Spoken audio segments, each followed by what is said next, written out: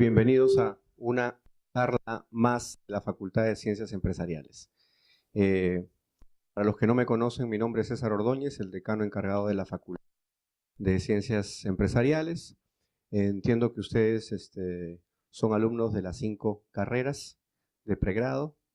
Para mí es una alegría tenerlos acá y poder compartir con ustedes una de las charlas del semestre. Es la primera charla del semestre y vamos a comenzar con el tema de negocios internacionales. El título específico de la charla es La cultura y los negocios globales. Es importantísimo para todas las carreras que tengan una idea de la importancia de la cultura en el business, en el negocio.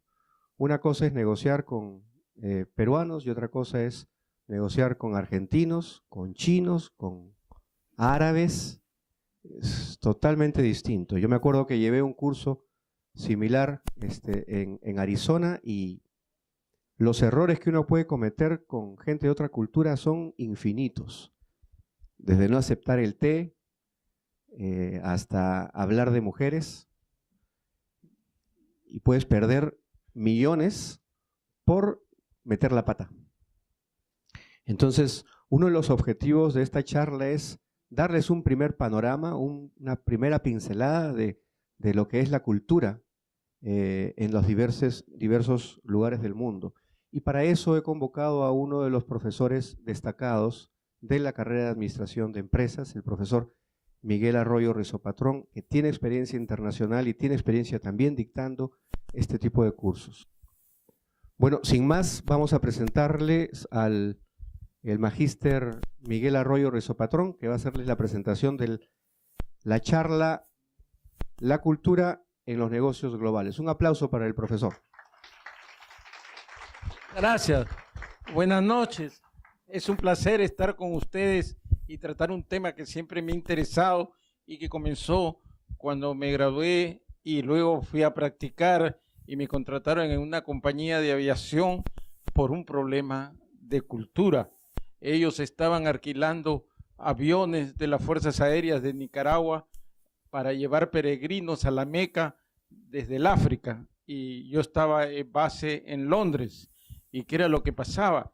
La cultura de los pilotos de la aerolínea del ejército de Nicaragua chocaba con la policía religiosa de Arabia Saudita, que no permitía que se tome bebidas alcohólicas ni que se mire lascivamente a las mujeres. Y entonces teníamos un problema terrible y me contrataron porque ellos suponían que los sudamericanos teníamos los principios éticos un poquito mejor que los centroamericanos y quizás podía salvar el problema. Lo primero que hice fue pintar en el avión territorio de Nicaragua en árabe, de manera que según las leyes internacionales, si metían la pata, tenían que venir corriendo y tirarse adentro del avión, y yo tenía que defender que eso era territorio de Nicaragua.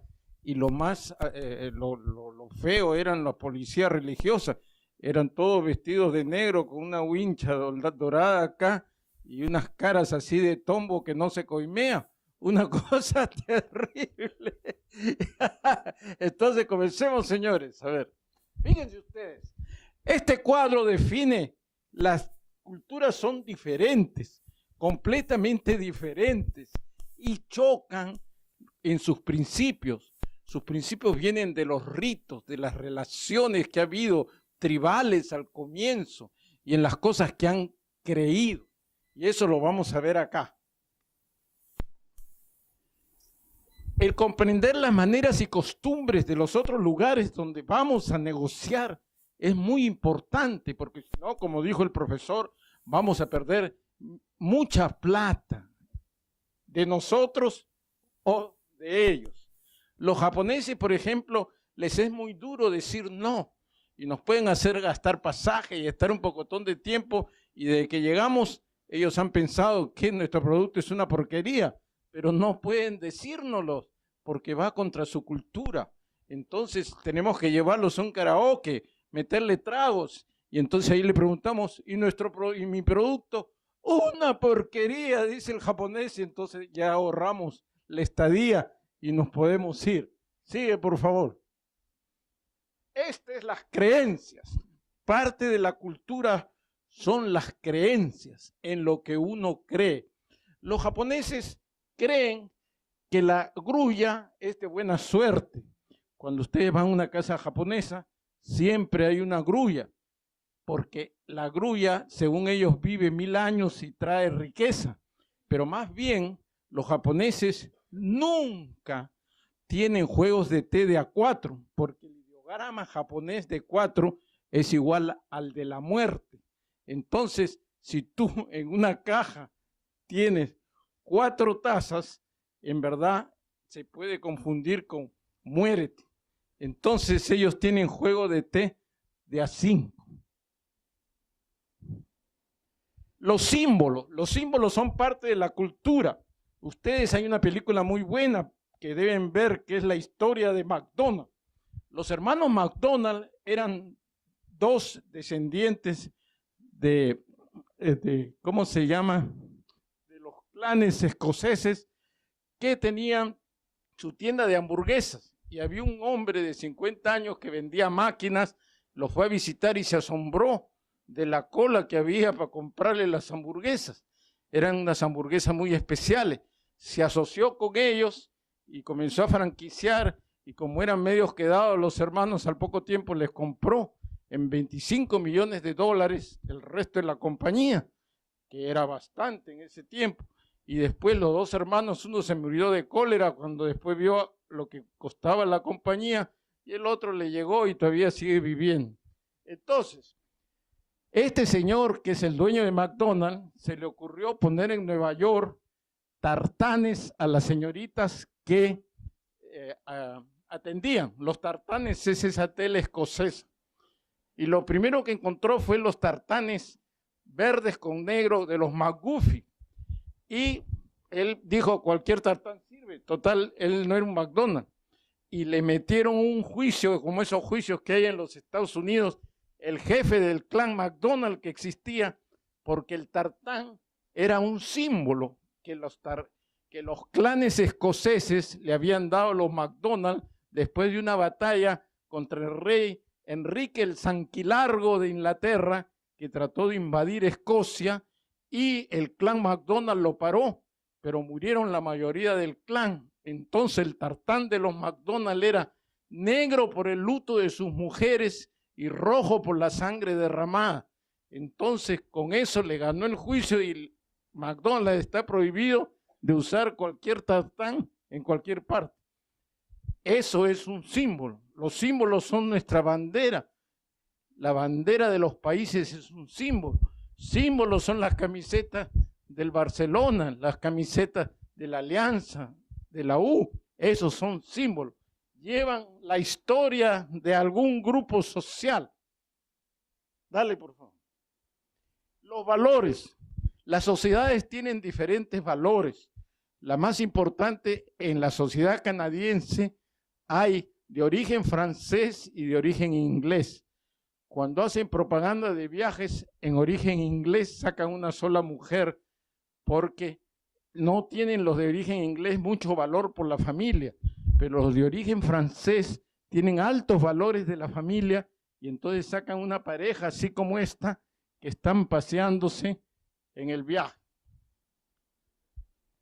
El ritual son acciones que la sociedad hace, sobre todo para que les traiga suerte, o son rituales que hay que cumplir. En las casas japonesas hay que sacarse los zapatos para entrar, porque si no trae la mala suerte de la calle, y eso no es buena educación. A lo que aquí el ritual viene de la palabra ritus del latín, que significa hacer algo especial, como vamos a ver.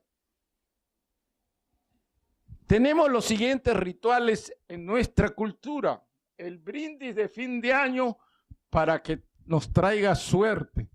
Comerse de 12 uvas para que haya dulzura y felicidad en cada uno de los meses del año. Y había una tradición que era salir a correr la vuelta a la manzana con unas maletas, pero ha cambiado un poco por la inseguridad del país.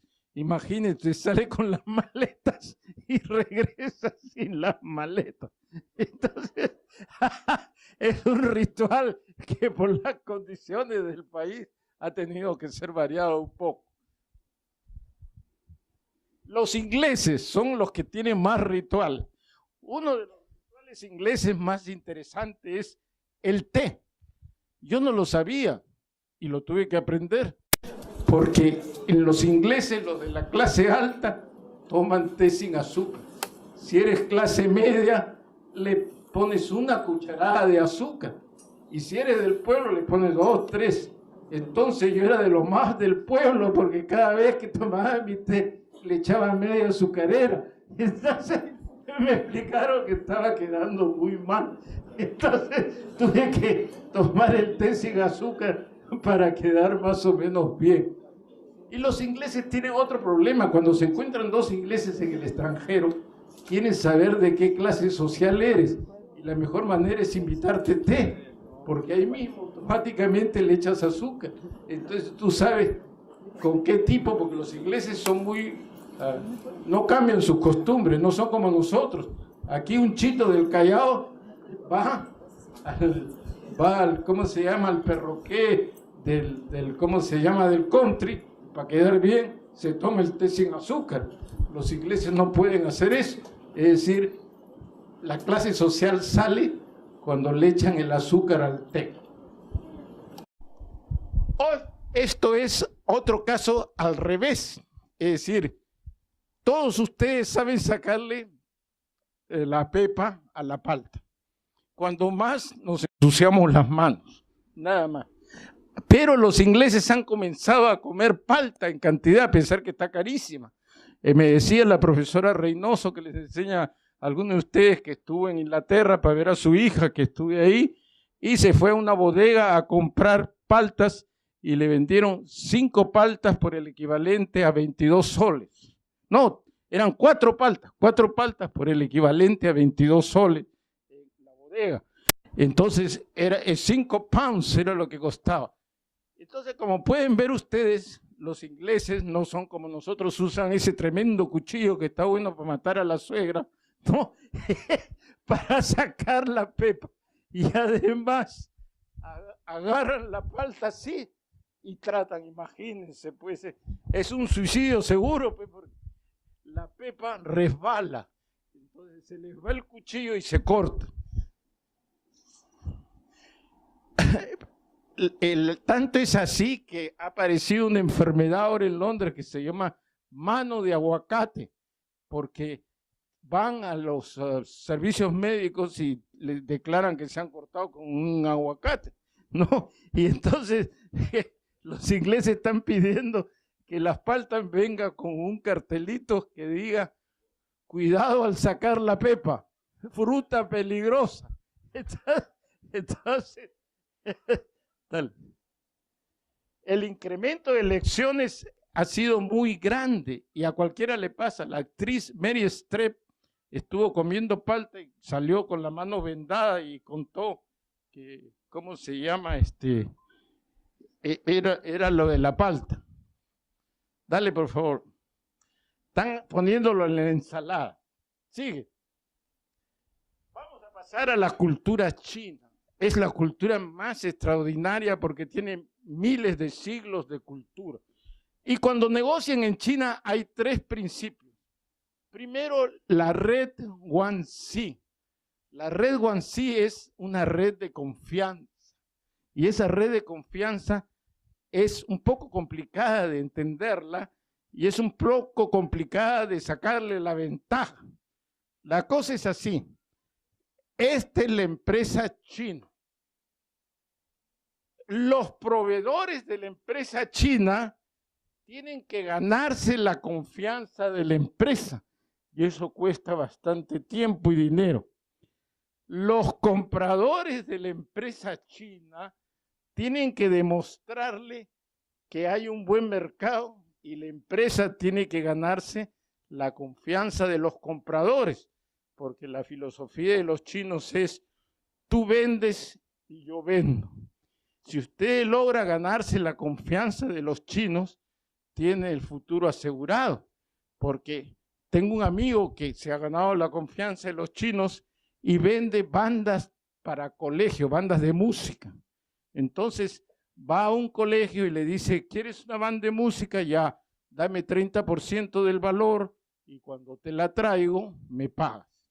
Le pone 20% al chino de adelanto y el chino le da 65 días después de embarcar en Shanghái.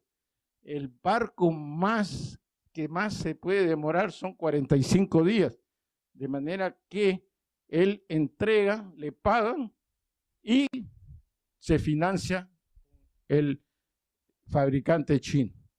Ese es el principio Guanxi. El principio Guanxi para ser proveedor de una empresa china, por ejemplo, los que venden uvas, es Dios y su ayuda. Tengo un amigo que vende uvas allá y está su oficina en Shanghái, pero primero le vende a los chilenos, que hace rato que se ganaron la confianza de los chinos y hasta ahora no le puede vender a los chinos, por el principio Guanxi.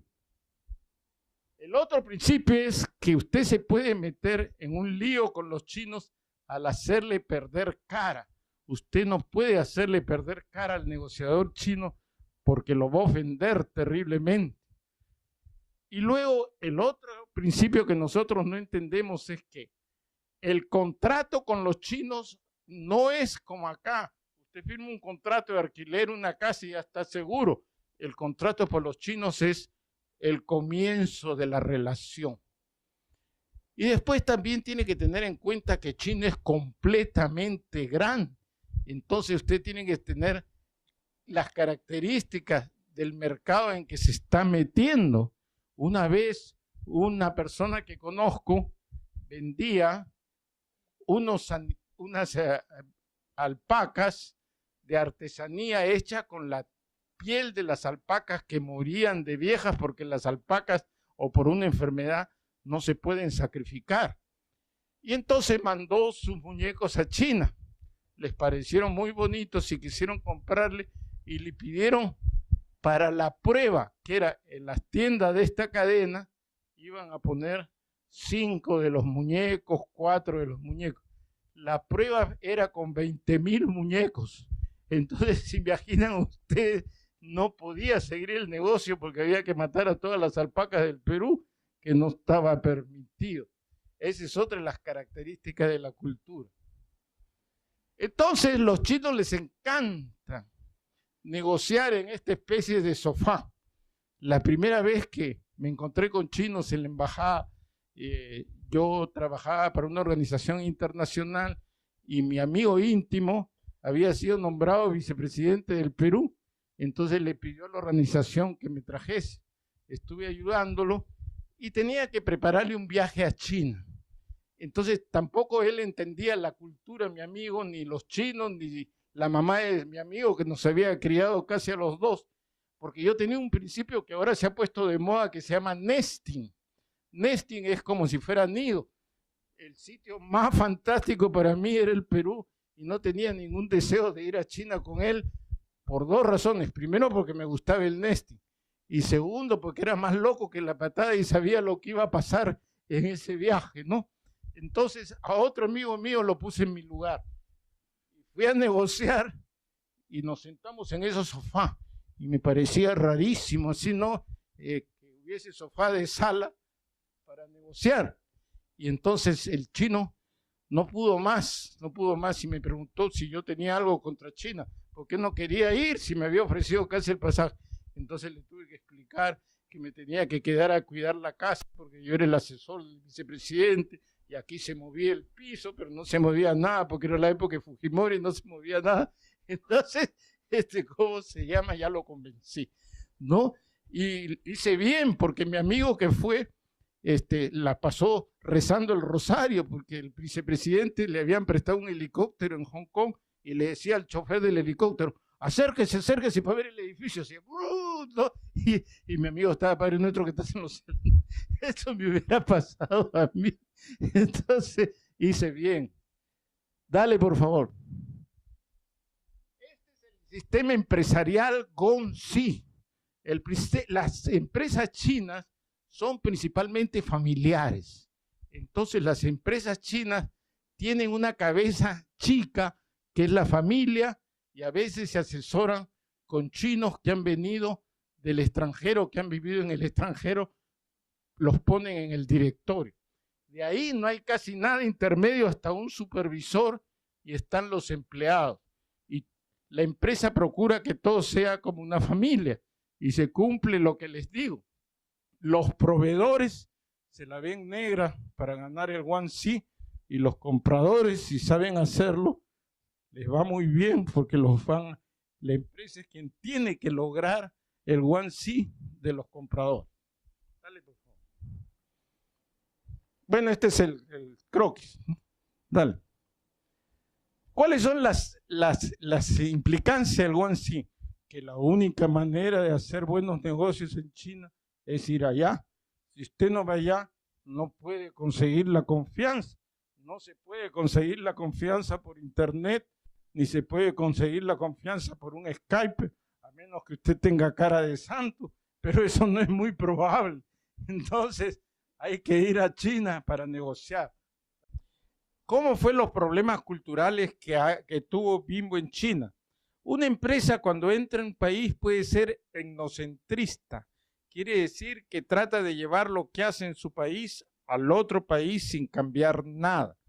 Puede ser policentrista, que llega al país y se adapta completamente a las costumbres del país. O puede ser geocentrista, de manera que usa lo mejor que trae de su país y adapta a lo que pide el público de ese país, que es lo que hizo Bimbo. Entonces Bimbo tuvo los siguientes problemas culturales. Las personas más burocráticas que hay en el mundo son los chinos. Para abrir una empresa es dificilísimo en China.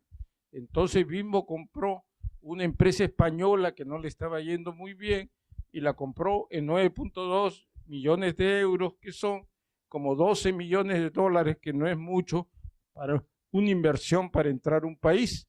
De esa manera ya tenía la empresa puesta. Lo primero que hizo Bimbo fue reconocer que el pan no está dentro de la cultura china y que entonces tenía que entrar como si fuese un dulce o como si fuese un producto, no el pan de molde. Y se le ocurrió poner gansito, pero los chinos van por los sabores salados o unos sabores dulces medio raros, y entonces tuvo que cambiar todos sus productos. ¿Se imaginan un pan con pepinos? Un poco difícil que ustedes lo compren. Y entonces un pan con frijoles dulces tampoco lo compraríamos por acá. ¿Ah? Sí. El bimpao, pues, pero no es muy popular. ¿Te das cuenta? Tuvieron que hacer. Acá hemos traído un especialista. Entonces, me explica que el pan con frijoles es el bimpao, que viene a ser algo que venden en la pastelería china, que parece que es muy rico, pero todavía no lo he probado. Está como lo que me pasaba a mí, que era, no me gusta mucho la comida japonesa, y entonces tenía la mala suerte que muchos de mis socios les gustaba la comida japonesa y terminábamos en un sitio japonés y yo me decía que tenía el estómago malo, y cuando salía a buscar unas hamburguesas corriendo. Esos son los cambios culturales. Entonces, después de eso, tuvo un problema logístico, es decir, ¿cómo Bimbo reparte sus panes? Agarra esa camionetita blanca que ustedes han visto, y porque las calles dan suficiente espacio en todas las ciudades de Latinoamérica para que entre una camionetita, pero está, no donde estaba el triciclo, pero ya no importa, no importa. Entonces, en China no hay calles, sino hay hutongs, que son como unos grandes callejones casi empinados en la ciudad perdida. Y para poder entrar solo puedes entrar a bicicleta. Entonces regresó al carrito del panadero que teníamos antes para poder entregar sus pedidos en diversas partes.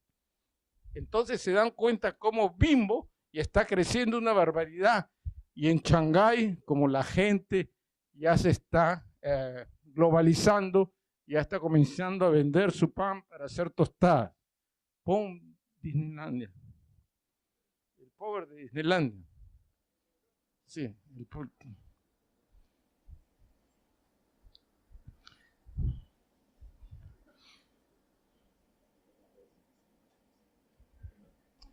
Este es un caso típico de un problema cultural. Los americanos son muy orgullosos de Disneylandia. Disneylandia fue una creación de Walt Disney. Se murió antes que saliese Disneylandia, o casi se murió cuando la sacó. Y la primera Disneylandia estaba en California, después la pusieron en Miami y pusieron una Disneylandia en Japón. Y todo fue un éxito. No se imaginan la cantidad de millones de gente que han pasado por Disneylandia. Iban los presidentes y tomaban fotos con el ratón Mickey, iban estrellas de cine, iban todos y se volvían niños de nuevo. Entonces se le ocurrió poner Disneylandia en Europa. Los europeos dijeron 20, y le dieron una serie de medidas fiscales positivas, y lo iba a poner en Bretaña, que queda en las costas de Francia, de manera que se pudiera llegar de Inglaterra fácilmente y también del continente, pero el suelo era de roca y era muy caro. Entonces decidieron ponerlo en París. Y los franceses consideran que ellos son el sumum de la cultura y que los americanos son un poco salvajes.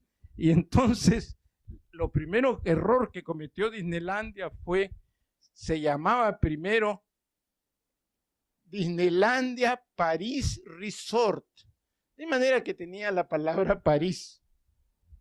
Los franceses se volvieron molestísimos, los intelectuales firmaron una carta diciendo que eso iba a ser un Chernobyl cultural, es decir, como una planta de energía atómica mal cuidada que iba a malograr la cultura francesa.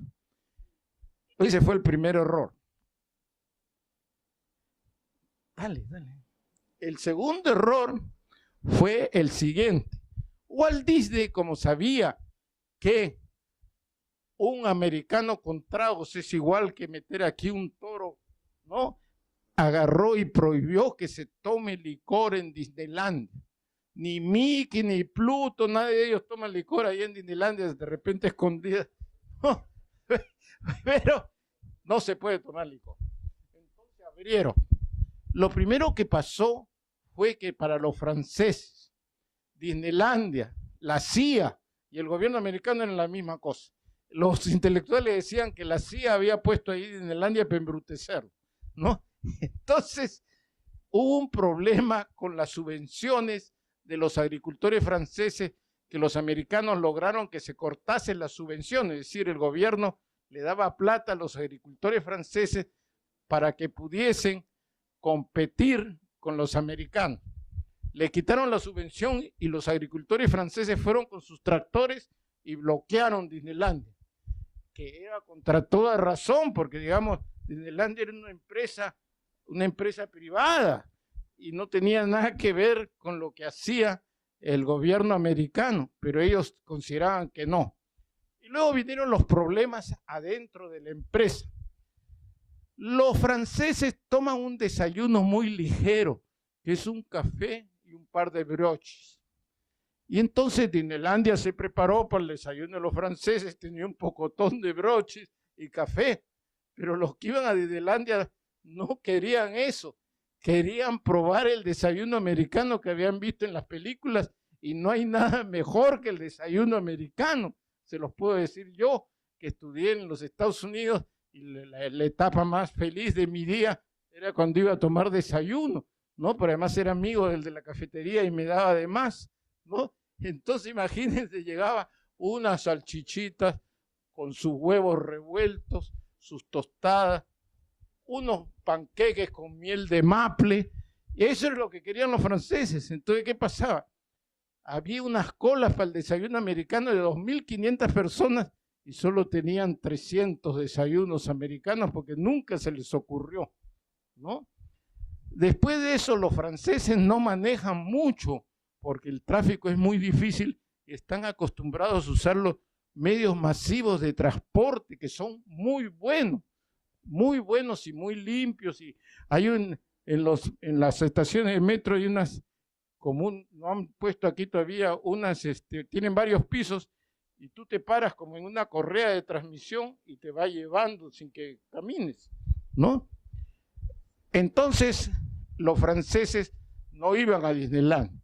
Tercero, para los franceses era una burla que les quisiesen vender las orejas de Mickey Mouse, la cola de Pluto, todas esas cosas. Entonces, no compraban. Y después los americanos, porque el país es bien grande, en Disneylandia tienen unos hoteles donde la gente usualmente se queda una semana, hacen matrimonios en Disneylandia. Pluto es ¿cómo se llama? El testigo, ¿no? Entonces, ¿cómo se llama? Eso no resultaba en Francia.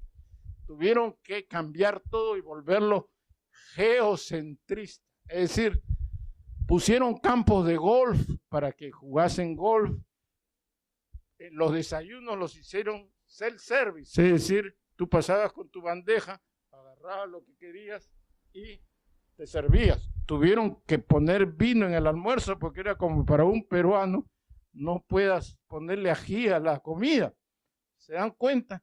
Y entonces así se arregló. Si por favor pasas donde está geocentrismo, todo eso.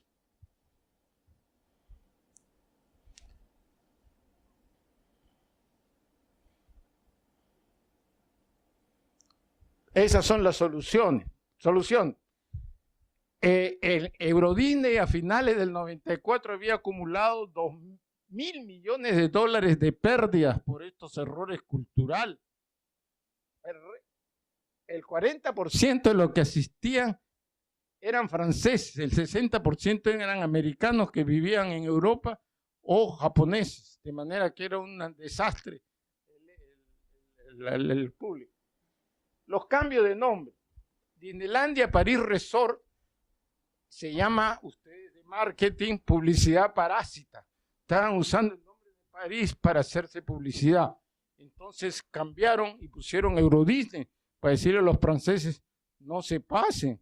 Nosotros hemos venido acá para toda Europa. Le estamos haciendo el favor de ponernos acá, no de agarrarnos el nombre de su ciudad.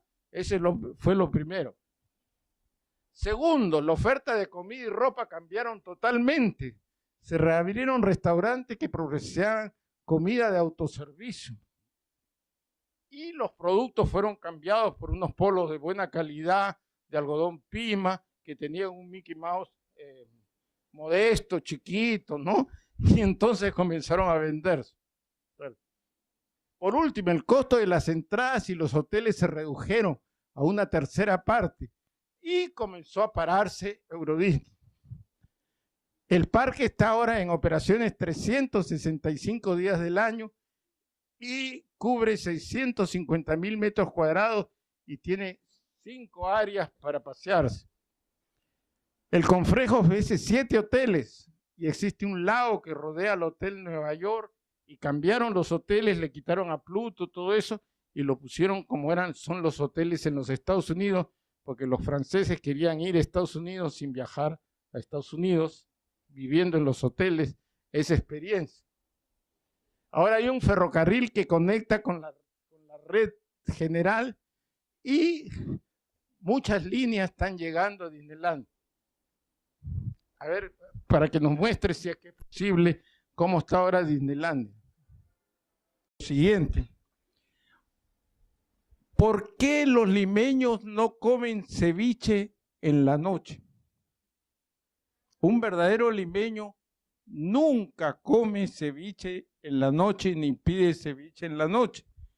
Yo estaba con un profesor de otra universidad conversando y era chileno y me dijo, seguro que no piden porque debe ser muy caro. Entonces no era eso. El ceviche los inventaron los pescadores italianos que llegaron a Chucuito en el Callao, y el ceviche es pescado fresco que se corta con limón y el pescado se tiene fresco en la mañana, de manera que en la noche usted se está rifando un dolor de estómago terrible porque ese pescado ya tiene varias horas en el cual lo han sacado del mar. Entonces nosotros los limeños, acá tenemos los tips para ser un verdadero limeño. Comienza. Pasa. El verdadero limeño no se queja porque no hay sol, pero ahora el cambio climático nos los ha desarreglado. Un limeño está acostumbrado a estar dentro de la garúa. Cuando los españoles fundaron Lima, el cacique Tucicoico, que era el cacique del Rima, dijo: ustedes están locos, ¿cómo van a poner aquí una ciudad cuando aquí manda el Inca a las tribus que se rebelan para que se mueran de pulmonía? ¿No? Y porque la humedad es 95%, pero los limeños estamos acostumbrados a ser como peces. Cuando vamos a la altura sufrimos porque es todo seco, ¿no? Ese es el primer tip. El limeño no añora el sol. El limeño no pide ceviche de noche porque se está rifando un dolor de estómago bacán, ¿no? Porque el pescado ya no está fresco. Sigue.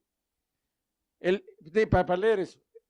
El limeño sabe que el pescado se saca de madrugada, que de noche no es fresco o estuvo congelado. Anticuchos, lomo saltado, ají de gallina, lo que quieran, pero ceviche nunca. Y la Inca Kola combina con todo. Tal. El limeño no sube un taxi antes de haber negociado el precio porque si no hay bronca. ¿Se dan cuenta? Siempre el taxista nos trata de atracar. Entonces yo uso mucho taxi porque ya no manejo, mi esposa maneja. Entonces para llevar a ese ómnibus tan interesante que tenemos, que nos trae en Miraflores, yo tomo un taxi desde San Borja. Entonces viene un taxista y le digo: quiero ir a Luz del Sur, porque no van a entender que está en Ricardo Palma y el Sanjón. 15 soles, me dice. Yo me acuerdo de la mamá del taxista y le digo: señor, no, muchas gracias, muy buen día, señor. Hasta que aparece el taxista que me cobra 10 soles, y si estoy de humor, le digo: soy un profesor universitario, no pago tanto, no gano tanto, deme 9 soles. Y a veces consigo los 9 soles y entonces seguro que se acuerda de mi mamá. Pero lo que pasa es, dale. Además, los limeños conocen la tarifa más o menos de cada ruta y usualmente tratan de bajarle 30% a lo que le dice el taxista. El problema es que hay muchos taxistas que no conocen las rutas y pasan cosas chistosas. Una señora de esas fregadas se mete un taxi y el taxista le quería cobrar por una cosa corta, le quería cobrar 8 soles, ¿no? Eso le decía: toma, te doy 6 soles, ¿ya? Y se equivoca la señora porque era corta de vista y le da 5 soles. Y el taxista, que era honrado, cosa rara, la llamaba para pagarle, para darle su plata. Y la señora le dio una lisura y le dijo: ya te pagué, tontonazo. Entonces, eso es lo que pasa. Después, un verdadero limeño de cualquier clase social siempre ha viajado, alguna vez ha viajado en micro y sabe que hay que bajarse con el pie derecho, si no te sacas el alma, ¿no? Entonces, ese es ser parte de los limeños. Dale. Se sabe que en el fondo hay sitios que el chofer y el cobrador y la música son chéveres en el micro. Yo uso el micro para ir de San Borja a Javier Prado, usualmente. Y una vez pasó una cosa bien chistosa. Unos japoneses habían tomado el micro, se bajaron y le hicieron así, miraron al suelo y el chofer, el cobrador, todos le decían: no se les ha caído nada. No se... Entonces, esa es la cultura del micro. Dale. Un verdadero limeño llama brother, flaco, hermano, choche, a alguien que no conoce. Dale. Señor solo se acepta cuando se refiere a algo mayor. Y joven solo se permite que le digan las tías. Las viejas lo llaman a uno joven, y es una gran cosa, ¿no? Pero digamos, tú no esperas que el profesor te diga joven, a menos que el profesor sea una de las tías. Entonces, y un limeño llama casera a la señora del mercado. Dale. Ese es Lima. ¿Se dan cuenta? Lima que nos hace sufrir, pero la queremos como las mujeres malas. Dale. Y ese es el espíritu de Lima. El espíritu de Lima es el suspiro limeño, que es completamente dulce, tan dulce que a veces te deja dolor en la lengua. Entonces, señores, ahora espero sus preguntas. Por favor. ¿Quién toma los... Un aplauso para el profesor. Gracias, muchachos. Fue bastante divertido. Sus preguntas, señores. Bueno, gracias por la exposición. Más que pregunta, es una reflexión para que probablemente la podamos compartir contigo. La información que se tiene, noticia de hoy, ayer, es que en China, por ejemplo, todos los años, este año, van a egresar 7 millones de estudiantes de las universidades. Es decir, hay una fortísima presión laboral de estudiantes chinos. 7 millones para un país gigantesco parece que es lo normal. Eso está vinculado con el esfuerzo que tiene el gobierno chino de mantener no más de 4% de desempleo en zonas urbanas. Es un esfuerzo que ya corresponde a su política económica. Entonces, la reflexión hoy en ese sentido, la cultura y la forma de hacer negocios y demás, en el caso chileno particularmente fue muy importante porque Chile, el gobierno y el Estado que gobierna al Estado se comieron el pleito. Es decir, hicieron su tarea. Promoción, difusión, apoyo, etcétera, etcétera, etcétera. Lamentablemente, por estos lares no sucede eso. Por más que esfuerzos que hayan habido muy escuálidos, pero seguimos más o menos en lo mismo. Entonces, ¿cómo es que se podrá resolver esta cuadratura del círculo si es que solo se basa en la iniciativa individual, aislada en muchos casos, o algún pequeño gremio, si es que el Estado, a través de los gobiernos, no cumplen con su tarea? Y finalmente, ¿por qué? Porque estamos en el contexto de una economía social de mercado, que tiene una característica muy particular, es el artículo 58 de la Constitución, que establece que el Estado tiene que intervenir más, dejarse de no cumplir con su papel, con su tarea, y promocionar e incentivar muchas iniciativas que hay, pero que pierden, y con esto acabo, pierden su oportunidad porque no hay muchas ayudas. Muy bien lo que dice el profesor. El problema que tenemos es que no tenemos continuidad.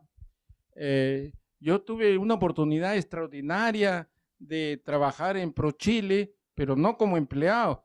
Yo era un técnico de las Naciones Unidas y nos mandaron a Paraguay a arreglar el comercio de Paraguay después que cayó el dictador Stroessner. Entonces cerramos un contrato con ProChile y ProChile entrenó a los paraguayos y como yo estaba de apoyo, yo fui con los paraguayos a ProChile. Entonces me di cuenta que estaban avanzadísimos, pero sobre todo que tenían nacionalismo. Es decir, ¿cómo nos entrenaban? Nos pusieron a trabajar en ProChile. Entonces pasó lo siguiente. 2 cosas que vi. Estaban desarrollando el sistema de software. Y entonces vinieron los de software y se reunieron con los de ProChile, conmigo, que parecía que fuera de ProChile, pero me miraban raro y procuraban no hablar. Y entonces dijeron, vamos a hacer esto. Nadie dijo no de los de software, porque el Estado iba a poner su billete. No dijeron que no, y lo hicieron. Después, otra vez me tocó negociar por ProChile, que vinieron los de Uganda a comprar uniformes de guerra. Y el ejército de Uganda los proveedores, que debían haber sido como Odebrecht, eran unos hindúes, ¿no? Y entonces esos hindúes fueron a negociar con nosotros y entonces yo les pregunté, ¿qué tallas quieren? Y los hindúes me dijeron, large y que se remanguen los soldados, ¿no? Y en ProChile, digamos, había ese espíritu, había un espíritu de cuerpo también y un ahorro franciscano. Encontré las máquinas de gaseosas que yo había usado cuando estaba en la universidad en Nueva York. Esas máquinas parece que las habían comprado en ProChile, había que darle su golpecito, pero caía la Coca-Cola, ¿no? Y después nunca se cambiaba el modelo, en el sentido que ProChile estaba cerca al Palacio de la Moneda y estaba cerca de Relaciones Exteriores y se unían por una especie de puente, pero no de los modernos, era viejísimo eso, un puente unía los dos edificios. Entonces, si había alguna cosa que hacer, coordinar, se iba caminando y se coordinaba. Tratamos de copiarlo en ProParaguay. ProParaguay estaba en la que había sido la casa de Perón cuando se refugió en Paraguay. Y el Ministerio de Relaciones Exteriores estaba a 5 minutos, pero esos 5 minutos destruían toda la coordinación. Y cuando vinimos al Perú hicimos Prompex, que Prompex era una copia, de manera que el éxito de ProChile era que el jefe de ProChile, el presidente de ProChile era el ministro de Relaciones Exteriores y tenía un super técnico que era quien manejaba ProChile. Aquí conseguimos un super técnico que es Antonio Castillo, que ahora es el agregado comercial del Perú en Brasil y está haciendo muy buena labor, fue viceministro también. Y Antonio Castillo, mejor dicho, y el presidente Prompex era el vicepresidente del Perú, que el vicepresidente del Perú no es nombrado por el presidente, es nominado en la lista y de acuerdo a nuestra ley, cuando votan por el presidente, votan por el vicepresidente. De manera que si se embronca el vicepresidente con el presidente, no puede votar, ¿no? Pero por supuesto que quien se iba a embroncar con Fujimori era peligrosísimo, ¿no? Entonces, ¿cómo se llama? Se tenía poder. Y Fujimori nos hizo lo mismo que ProChile. Nos dio 5 millones de soles que mi mamá me podía dar un poco más, creo, ¿no? Y entonces, ¿qué fue lo que pasó? ¿Cómo se llama? Nos dijo, si quieren más plata, logren algo. Y llamamos a los de confecciones, que eran los que estaban más cerca de meter el gol. Y los de confecciones dijeron, nosotros vamos. Y el de Top y Top puso plantas nuevas y comenzó a exportar. Y está agradecidísimo, porque si no hubiese hecho eso, el 100% de lo que produce, 30% es el mercado nacional, 70% es lo que exporta. Entonces, esa es la exportación, abre mercados. Y somos un país que nos ha bendecido el Señor. Siempre tenemos algo para vender. Y nosotros ni siquiera nos los imaginamos. Es decir, cuando vinieron a comprar el excremento de las aves, el general Vivanco, que era el presidente, creyó que lo estaban cochineando, ¿no? Iban a comprar la caca de las gaviotas. Eso vinieron a comprar los franceses. Y después eso nos permitió mucha riqueza. Y actualmente el oro, tenemos el oro más barato de extracción del mundo, mientras en Sudáfrica cuesta como $550 la onza Troy, acá vale $350 porque lo que se hace es se cierne la arena hasta que sale el oro. Y había una leyenda china que gracias a eso tenemos los chifas, que a los chinos decían que al otro lado del Pacífico había un país que tenía colinas de oro. Vinieron acá y se ensartaron porque eran de arena. Pero más allá, en los cerros de Huamachuco, estaba el oro y todavía está ahí esperando. ¿Alguna otra pregunta tan interesante, la del profesor? Dime. Bueno, mi pregunta va respecto al modelo en el que se maneja las empresas chinas. ¿Son socialmente y ecológicamente responsables o no lo son? no eran ecológicamente responsables, pero ahora la ISO 14000 que le están pidiendo en algunos países ha hecho que se vuelvan responsables. Además, el crecimiento de China ha atacado mucho el ecosistema y en estos momentos están muy preocupados para recuperar el ecosistema. La filosofía china es de lo más interesante. Para ellos, el tiempo no es importante. Entonces tienen ciudades vacías que están esperando que llegue la gente a ocuparlas, ¿no? Que crezca la población. Después, son pragmáticos. Ellos son comunistas o dicen ser comunistas y han abierto un sistema capitalista en las ciudades costeras que ha dado riqueza y ese sistema va avanzando. Y en el centro todavía hay un esquema comunista y después tienen enclaves como Hong Kong y Macao, en la cual esos enclaves en Hong Kong y Macao tienen sistemas especiales casi de extraterritorialidad respecto a los impuestos y todo eso. Y después los socios de Macao son los de Las Vegas, los gringos de Las Vegas son los socios de los chinos en Macao. Entonces, esa es su manera de pensar. ¿Alguna otra pregunta? Sí. Bueno, en primer lugar, estamos en un tema bastante interesante, sobre todo para la juventud que tenemos acá. Yo quisiera permitirme llevarle a otro campo. El tema de ustedes son la globalización y la negociación. Es el tema, los negocios globales, ¿no? La cultura y los negocios globales. Ok, quería preguntarle ¿qué piensa usted acerca de la cultura chicha y los negocios locales o nacionales? ¿No? Porque veo que hay un gran abismo y estamos realmente, creo, en una cultura chicha.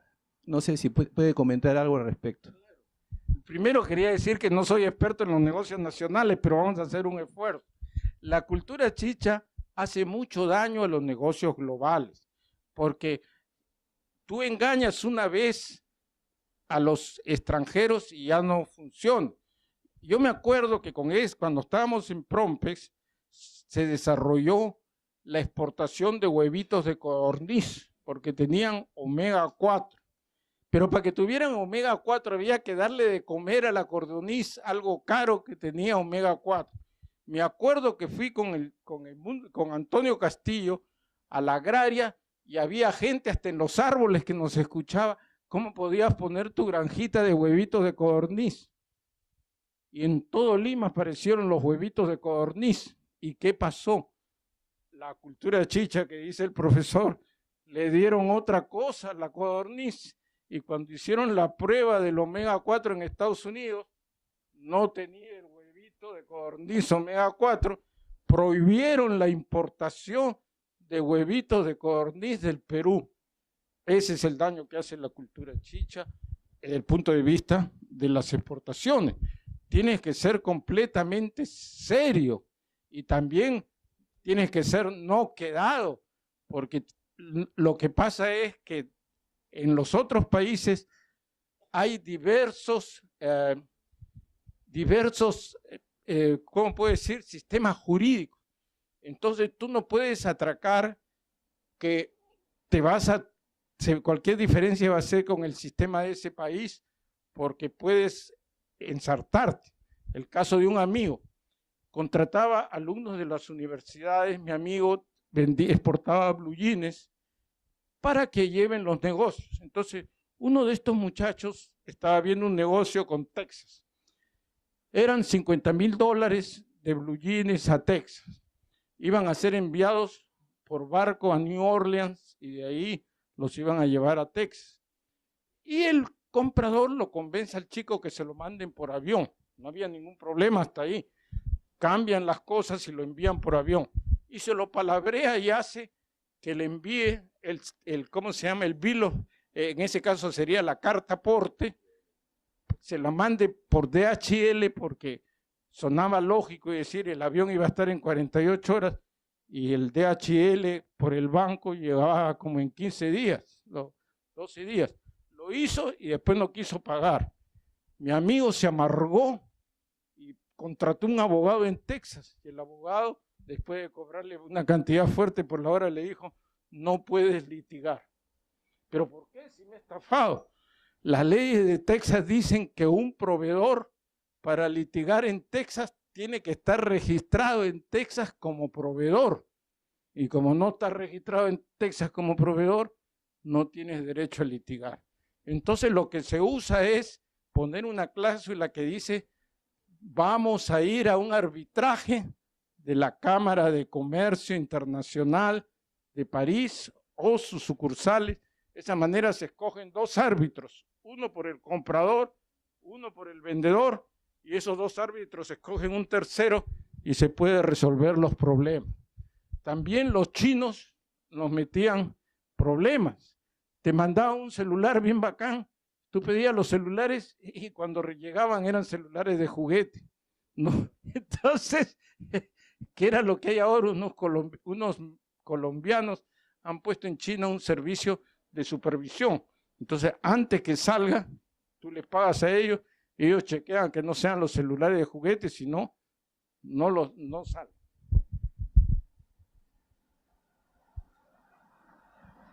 Un aplauso para el profesor Miguel Arroyo, que nos ha entretenido, muy simpática la presentación. Te felicito, Miguel. No quiero quitar mucho de su tiempo, yo sé que todos están tomando tiempo de clases. Agradezco a los profesores Nelson Díaz, Jungblut, Choi, Chacón, el profesor Marco Chávez, ahí veo el profesor Plaza, profesora Fabiola Contreras, por haber traído a sus alumnos. Bien, muchas gracias y hasta la próxima. Vayan a su clase.